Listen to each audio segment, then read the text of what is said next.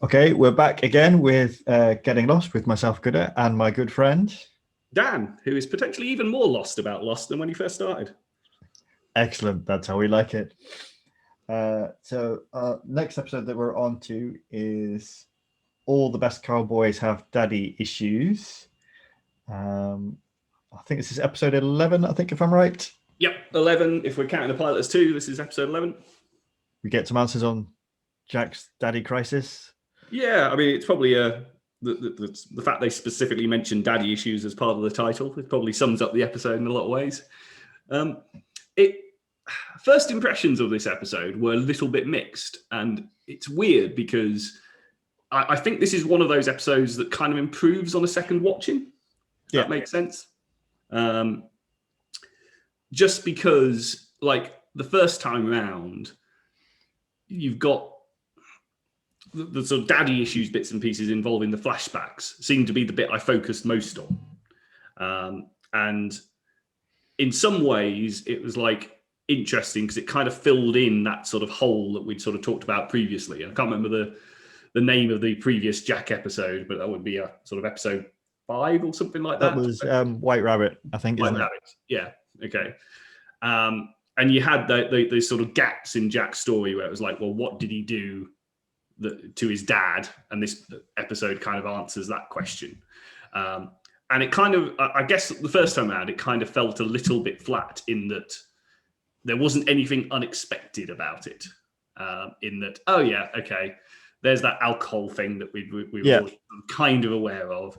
He'd clearly done something to his dad that tipped him over the edge. They're both surgeons. There's this whole daddy issues and him not being a terrible father, and it all kind of fitted into what, it was a story that fitted that gap. That gap. It's like if you had a jigsaw puzzle, this is a piece that sort of, this fits exactly in there. Neatly slots in, yeah.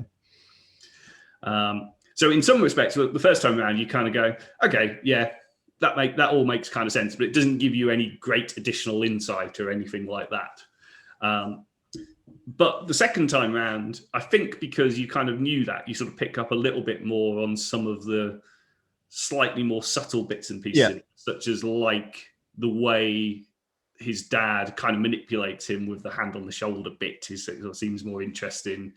And I think you also focus on the stuff going on in the island, which is actually, I think, more interesting in terms of what's going on. Yeah, I think this is definitely an episode where it's probably worth very much talking about the flashbacks and the island stuff very, very separately. I think, in terms of the flashback stuff, it's not like a massive surprise or anything, but I think they do it quite nicely. Because I think that first flashback, you open up with the operation, and it's like Jack doing the desperate, got to keep it going, got to make sure this person lives thing, and it's the classic kind of medical drama thing of he won't give up doing the compressions at the end or whatever, and then it's his father going, call it, Jack, and it's kind of implied that Jack has made a mess of something, and it's only like in the second flashback that you find out he's actually been called in to basically take over from his dad, who was drunk.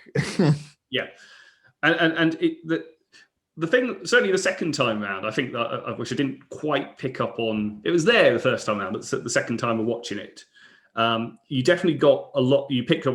There's a lot more parallels between what goes on in the flashbacks and what goes on on the island. So you've got that, as you've just mentioned, the refusing to call it, admit defeat, and that very much you see in the way he's searching for Claire and Charlie. In that he's the one who's sort of, I'm refusing to, even though it's getting dark, I'm refusing to go back and do all these other bits and pieces. And you've got a few other bits and bobs that sort of, that you can see how his personality that you're seeing as the surgeon is coming through in this respect. But it's interesting that it's the, like almost the negative traits of personality, because you've got this interesting comparison between the person you'd think would be the calm, collective, sensible one in Jack, because that's generally been what he's done. But he's the one who's like ignoring lots of advice. Like, no, how about we go back and, form a search party and do this in an organized and sensible way, which is exactly how surgeons and doctors are supposed to. It's like, don't get emotional into it. do this in a way that maximizes the possibility of success. Yet Jack's response is, they've gone off in that vague direction over here. I'm just going to run like a maniac in that general direction. Yeah. And I guess, I mean, he says it himself. It's partly fueled by the fact that he's got the guilt of he didn't believe Claire when she said there was somebody there. Yeah, it's interesting. And I think what I find really interesting in that flashback sequence is Jack knows his dad is manipulating him when, like, he's trying to get him to sign like the report on what happened in the operation. And at first Jack's like, no, I'm not going to sign that. And then eventually he kind of, he does in the end, even though he's clearly aware that what his father is doing. Yeah. But it's only when he kind of finds out the woman who died in the operation was pregnant, that his dad hadn't told him that. That's the kind of bit where he finally goes, right, okay, I can't go along with this anymore. Yeah. So I think that's quite interesting that Jack kind of knows what his dad is doing in terms of like manipulation, but he has a limit of how far he will accept it. Yeah, and it's interesting. Like, one of the things that I'm not quite sure on was and that may come out in the future, is why that particular factoid is the factoid that sort of tips him over the edge type thing. Because there's a sort of build up to it, because he witnesses the dad using his fake bedside manner to, it's the woman's husband of the woman who dies. And you kind of think, oh, is that the bit that's going to, because that sort of presented as, oh, that's going to be the bit that tips him over the edge. But then he sort of sits quietly in the thing, and then it's only she was pregnant. And is it just that, it was 2 lives that were involved that he's taken out, or does he have a particular thing about, a dead child or something? Is there something to it, something like that? Because it's just interesting that it's not. The way I read it is, I think it's just one lie too far from his dad, right? Or or lie by omission. Yeah. It's that kind of moment of, he knows that his father knows that if his father had told him that, then he never would have signed the report. If that makes sense. It's one of those awkward sentences. Yeah, but it was also like, because when you sort of start thinking it through, you've got the fact that as a surgeon, my assumption is the fact that your patient is pregnant is pretty high up the list of things that you find out when you're doing it. And so that added this sort of extra little element in my head in terms of, well, okay, they call Jack in as a kind of emergency type thing, but it's clearly even more rushed. Yeah. Because it's clearly like, literally, get out the way, Dad. Like, I've got to do it thing. And he doesn't have the information to work with and all the other bits and pieces. And there's a bit of me that I don't know how pregnant the person was, whether or not there was any chance of saving the baby or not, but there's sort of additional questions around that if Jack knew, could he have done something different and all the other bits. I think they do mention, like, it was very early in the pregnancy. I think they mentioned that in like the board review. But yeah, it does highlight that fact that it's not been a nurse kind of seeing his dad being a bit shaky before the operation starts. It literally obviously has been a nurse during the operation going, this is off, we need somebody else. And it feeds in nicely what we already learned, as I said. So, yeah, and then you've got a lot of stuff obviously going on Ireland side now with, at least initially, like Claire and Charlie both being missing, and and I'll just to come back to the point you made earlier about the fact that Jack blames himself for not believing Claire is an interesting thing from an audience point of view as well. Because I would say, up to this point, the fact that Claire's now been kidnapped suddenly casts what was going on there in a bit of a different light. Because the previous episode, where we had all of the Claire dreams and nightmares things going on, I would say that as an audience member, I lean towards, right, well, this is clearly dreams and nightmares type thing, as opposed to reality. Right. Because the very first one you see clearly is that, the bit lock and the eyes and all the other bits and pieces. But you now that sort of cast the second nightmare where she's sort of attacked and they inject something into her belly. Well, wait a minute. So Jack's now believing that, and she has been kidnapped.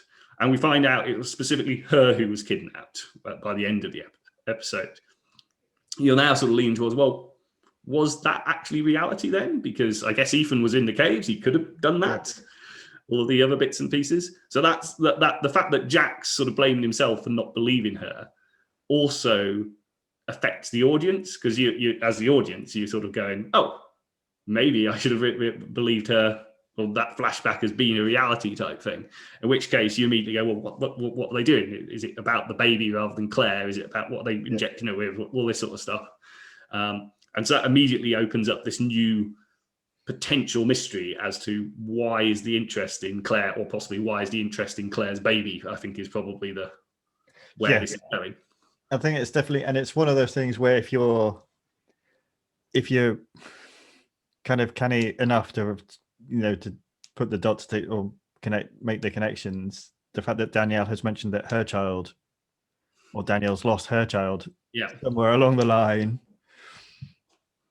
And I think you get quite a lot of interesting stuff as they do the searching. So I think one of the main things is Locke kind of taking charge, and then Locke and Jack kind of butting heads a lot of the time. Obviously, we get the side of Locke where he's very capable. I think it's Locke who actually is the first time that anybody specifically calls some people the others. Right. Yeah.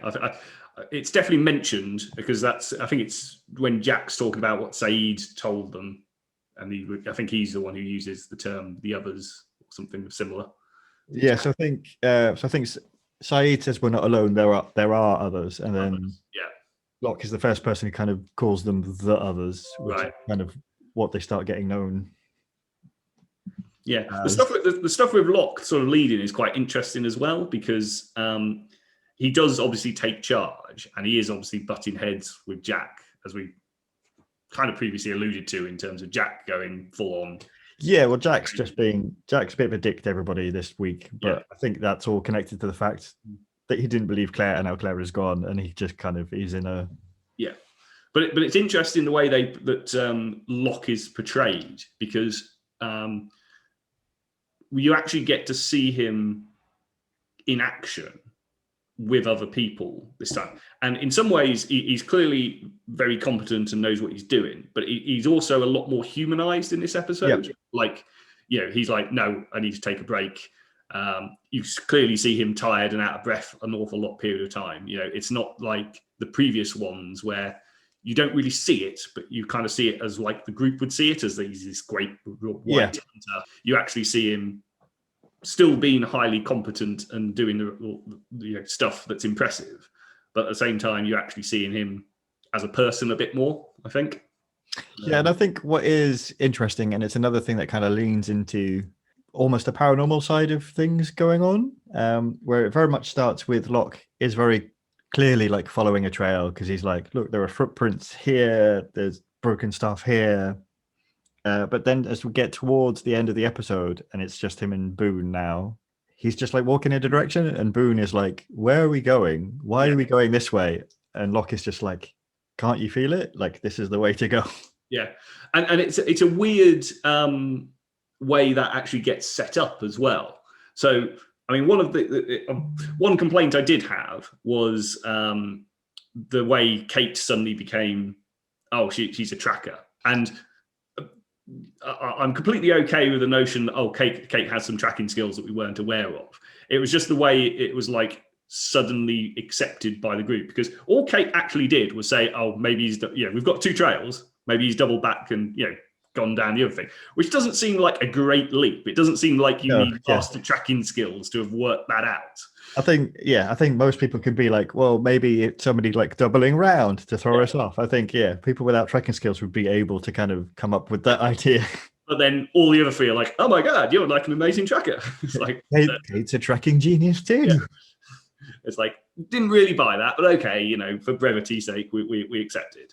But it's interesting there that when you get to that two trail scenario, and they have essentially a planted, I think. So it's like Locke sees footprints and he wants to follow the footprints. And Yeah. then there's the like the finger bands that Charlie's Yeah. been wearing have been dropped on the floor. And I probably need to go back and double check, but I'm reasonably certain that Jack and Co take the footprints trail. No, so it's Locke that goes That's following what. the footprints, and it's Jack and Kate who go in the kind of dropped See, and this is bandage trail. Yeah, because I've been thinking about this since watching it, and I kind of want to go back and just double check how it's panned out, because the logical way you'd assume is that Jack and Co follow the deliberate trail left by Charlie, if you believe the deliberate trail left by Charlie type story, because Jack's the one who says, I think he's leaving a trail for us to follow. And that Locke and Co go the other way. But for whatever reason, I just recall it as Jack sort of actually saying, oh, we'll take this way, and pointing in the direction of the other trail, which doesn't make a lot of sense. But also, if you've got this double back theory, okay, either the double back theory is right, in which case Jack and Co have gone the wrong way, or the double back theory isn't right, in which case Locke and Co wouldn't have a trail to be following in the first place.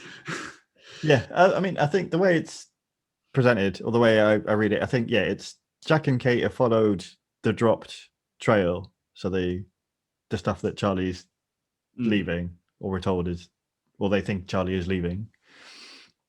And then Locke, takes Boone and follows like the other footprints. Yeah.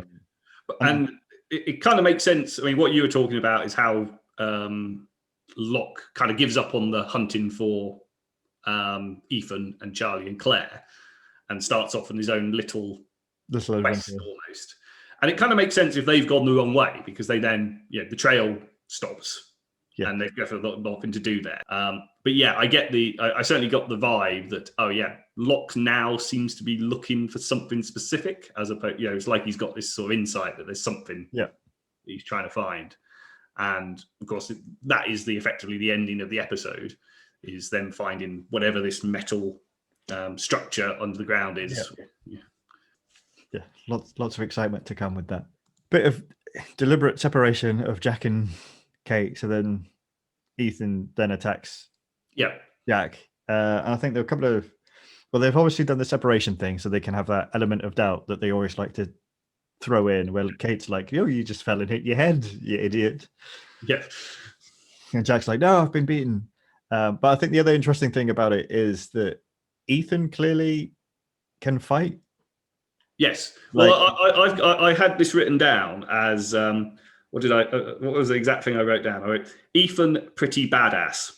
Yeah. Kicked Jack's ass pretty effortlessly.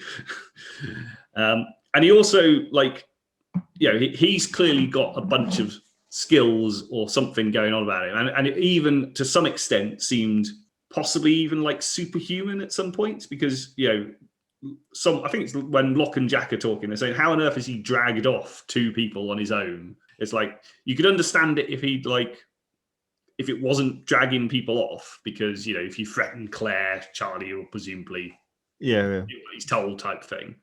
But, he manages to hang Charlie in a tree, which, I'm not quite, Charlie's not the biggest of people, but he's still getting someone hung in a tree is pretty good going on your own. He beats up Jack pretty easily. Locke sort of describes him as, whatever I know about hunting and tracking, he knows more. Yes, yeah. So there's all of these sort of bits and pieces that there's clearly a lot more to Ethan than your nice, friendly Canadian guy.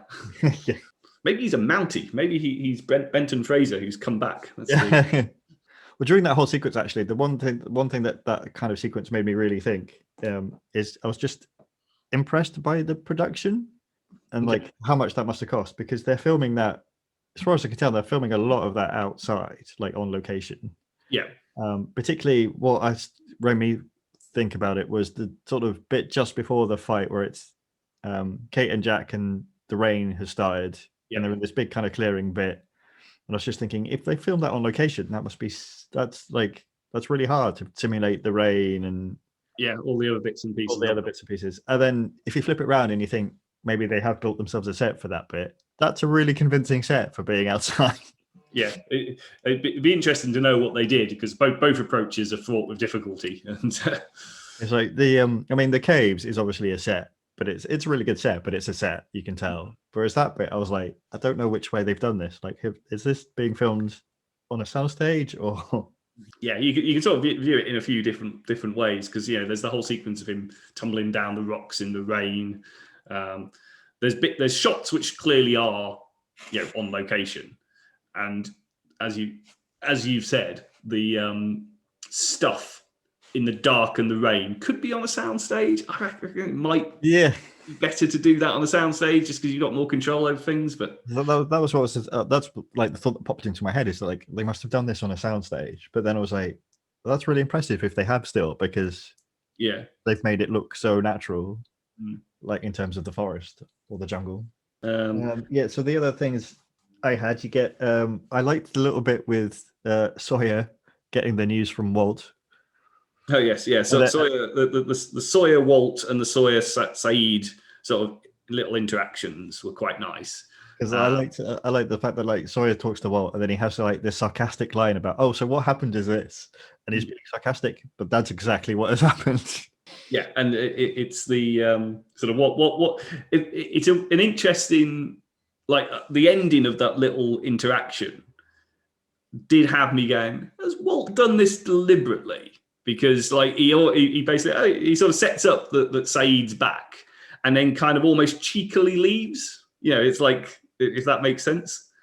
And so there was a bit of me, like, when I watched it, I was like, has he deliberately set up that little confrontation there, or is it just a 10-year-old being a 10-year-old?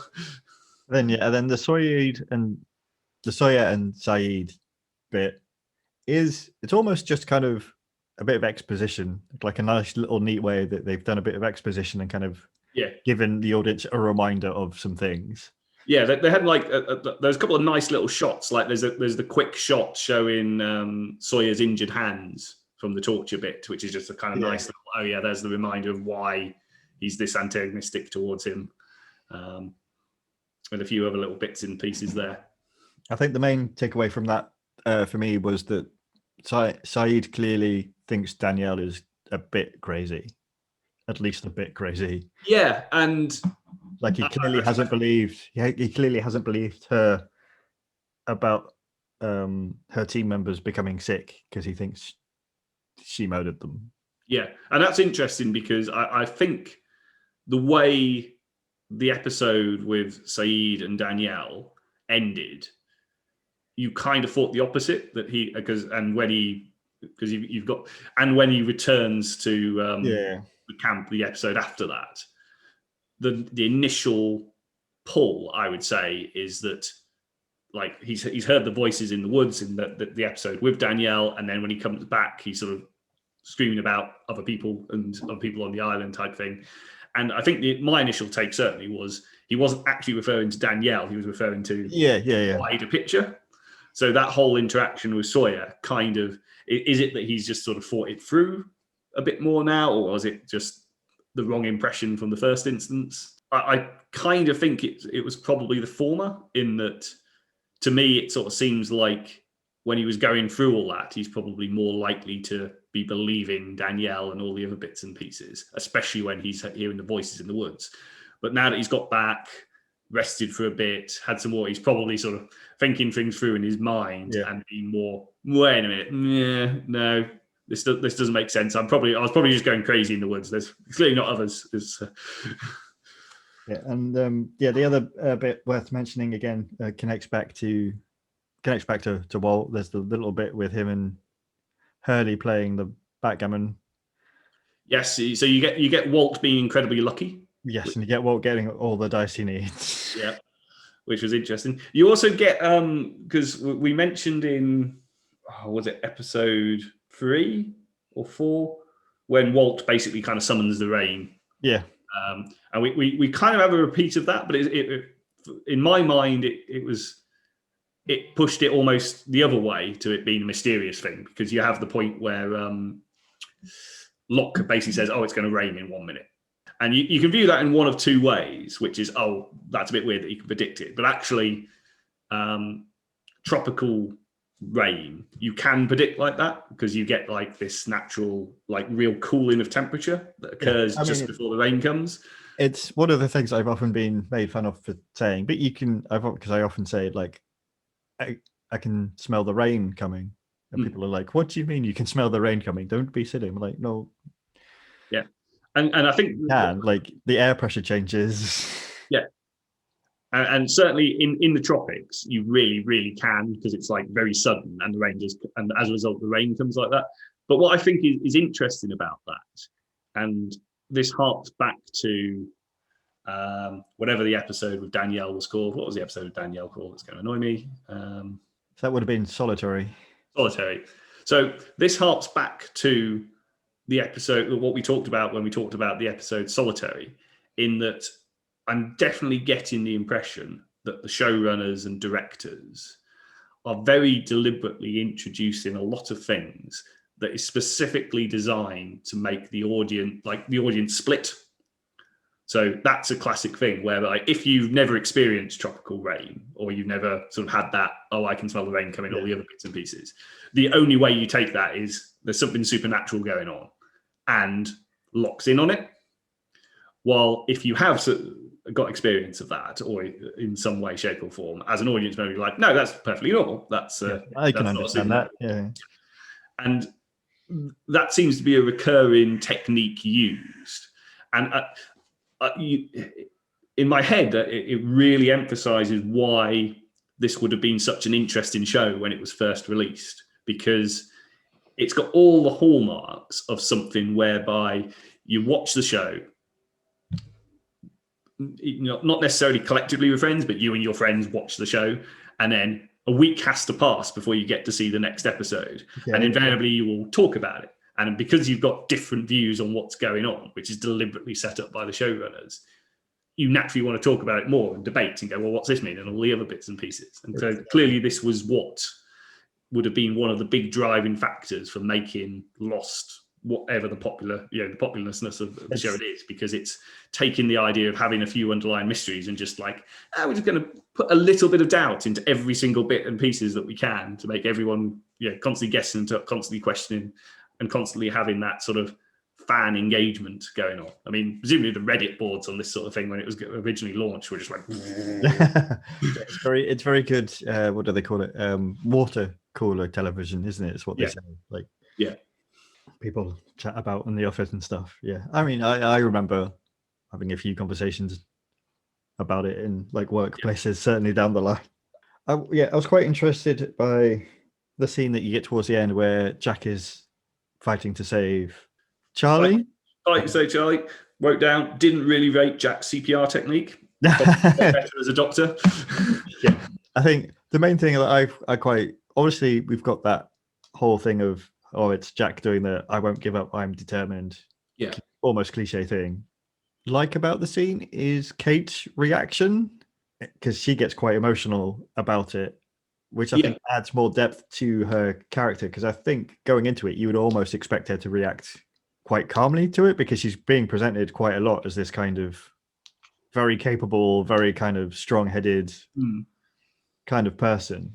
And we've only really seen her be sort of emotional in the pilot so far. Yeah. So I think it was good to get a kind of, I guess, a reminder of that kind of aspect of it. And I mean, Kate's role there, basically, I mean, I think it serves a couple of well, possibly more than a couple of functions. You get an insight into Kate in that she generally seems to care about Charlie. But you also get an insight into what she thinks about Jack, because she's distraught, but she almost gets more distraught by Jack, the way Jack handles it. And she basically operates kind of as a surrogate for the audience as well, because as the audience member, when you've got that whole scene, you've got the idea is that you need to sort of be invested in it to the extent that you see Charlie attempted to save Charlie. You've got this initial, they can save him, and then the scene works by you having to give up on him. Yeah. Because in order to make the sort of shock oh, he comes back to life. You need to have first accepted the fact that it's gone too far. He can't possibly do it. And Kate basically performs that role there. And by her being like, no, stop it, Jack type thing, it puts a much greater emphasis on the fact this really is a lost cause. So yeah, I think it works very well, that whole thing, apart from the fact that his technique is clearly rubbish, and you aren't just supposed to just keep hitting them. Yeah, it's like poor Charlie. He's literally going to have like 20 broken ribs out of this. He's going to come around and be like, "What were you doing? Ow!" Maybe that's Jack's plan. He's like, if I cause him sufficient pain, he'll come round. So the other bit, and I've written this down, and I can't quite place. I think it must have been about either when they actually finally find Charlie, or possibly during the sort of search as well. But there's a very poignant line made by Jack when he basically says, "I'm not letting him do this, not again." When he's referring to Ethan, and clearly he's not referring to Ethan. He's actually referring to his dad. Yeah. But that's again was this sort of link to, I think, the whole pregnancy thing, because the connection between Claire and the person who dies on the table is, of course, that they're female and pregnant type thing. And that's why when we were sort of talking earlier about, it's interesting that it's the pregnancy bits that tips it over the edge. Yeah. And actually that bit is the bit that gives you that additional parallel to what's going on, that he's not just trying to save Claire, he's trying to save Claire and her baby. The one other note I had is we do get a little bit more insight into Boone and sort of by extension Shannon, because we have that little they have that dialogue between Boone and Locke, where Locke's like, "What do you do, Boone, in the real world?" And we find out that Boone runs some kind of marriage-related, wedding-related, wedding planning company or something. But we find out that he runs that because basically I think it's his mother or somebody in his family owns the company. Yeah. So that's kind of a little bit more about how these two are coming from a kind of moneyed, a sort of really privileged background thing. You also get a little bit more on Kate. You discover, well, you potentially get a bit more from Kate, because she sort of says, "Oh, she was an army brat. She was father was in 2nd Ranger Battalion and all this sort of thing." Which again, it's like another element, isn't it? Leaning into the father's element, where she describes going hunting with her dad. And there's the bit where she says, "Oh, one day we spent 8 hours tracking deer or something." And she kind of says it in a way that makes it sound like she was quite resentful about having to have done that. So you're not quite sure about like what is her relationship with her father like, because like earlier on she said it sounds quite positive, but like overall impressions of the episode now you've watched it twice. I think it was overall a good episode, but in terms of how it compares to the other ones. But weirdly, I didn't think so the very first time through. It took a sort of second time through to sort of, I think, appreciate, actually, this is quite clever with some of the parallels that are going on. And while I think it's always one of those where it depends what you're wanting to get out of the episode. Yeah. And the flashback stuff, to me, initially felt like, I haven't really gained much from this. And usually it's the flashbacks that are giving you sort of quite a bit of insight into it. And so in a lot of ways, it felt very similar to Solitary, where the Saeed flashbacks were kind of, they didn't really get like, those make sense, but don't really add, huge amounts to like the story. But actually, when you combine it with what was going on the island, you kind of go, okay, there is actually a few additional wrinkles to some of the mystery behind what's going on with Jack here. We've actually learned a bit about some of the other characters. It's actually, while it occurred in the previous episode, the kidnapping, it was only implied. And now we've sort of learned, wait a minute, there's, who is this? You've suddenly got a lot more mystery surrounding who this Ethan guy is. Like, where's he taking Claire? Is he on his own? I mean, if we're going from what we've learned from Danielle as presumably others, and you've got this discovery by Lockett and Boone at the end of this new mystery bit of metal. So actually, in retrospect, when you sort of go back and look at it, it's just sort of, the way it's structured, it didn't seem that way, but actually it's adding quite a bit to the plot. So, and was well put together. Cool. So that was episode 11. Yeah, daddy issues all around. Yeah.